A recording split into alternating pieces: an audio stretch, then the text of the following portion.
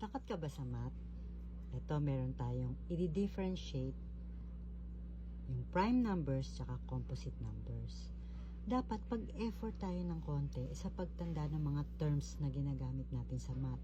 Katulad itong prime numbers and composite numbers kasi ma-encounter mo rin yan sa mga iba pang topic or sa mga problem solving, nababanggit din yung prime and composite numbers.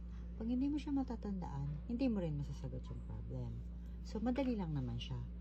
Ang prime numbers, dapat daw greater than 1. Dapat din may 2 factors. Ang composite numbers naman, pag lumagpas na siya sa 2 factors, more than 2 factors, composite na siya. Okay? So, pag hindi siya prime, composite siya. Okay? Ano ba yung factor na sinasabi? Okay? Etong 1, dapat iisip ka ng number na pag minultiply mo, 1 yung sagot. So, 1 times 1, di ba? Okay.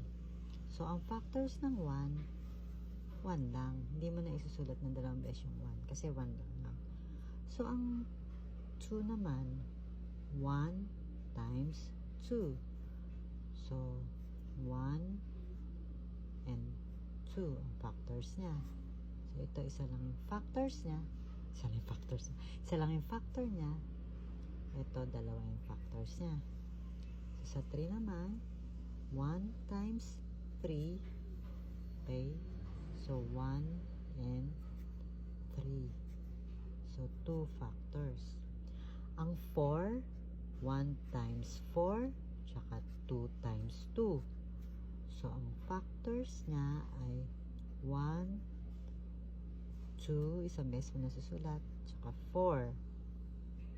So, 3 factors siya.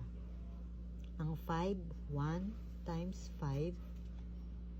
So, 1 and 5, dalawa. Sa 6, 1 times 6 and 2 times 3.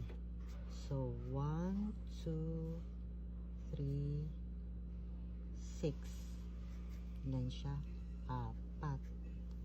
So, sa 7, 1 times 7, 1 and 7, 2 factors. And 8, 1 times 8, tsaka 2 times 4. So, 1, 2, 4, and 8. So, 4 factors. So, yung 1, isa lang yung factor niya. 2, 2, 3, and so on and so forth. Okay. Sabi, dapat yung prime numbers daw, dapat greater than 1. So, yung 1, hindi siya prime. Kasi hindi siya greater than 1 eh. So, ang 1 ay neither. Sabihin, hindi. Neither prime nor composite. Okay? Okay. Yung 2 factors. The number itself and 1. So, yung 2 ay prime. Okay? 3.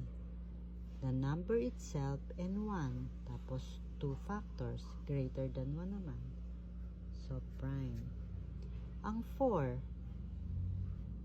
tatlo ang factors niya. So, more than 2 factors. So, siya ay composite. Wala, hindi pala kita. Okay. So, yung 5 naman, the number itself, and 1. So, prime. Ito, 4 factors. Yung 6, composite. 7, the number itself, and 1, 2 factors, prime. And 8, 4 factors, composite. Yan, simple lang, di ba? So, hindi naman siya nakakatakot, kaya huwag ka na mag-alala.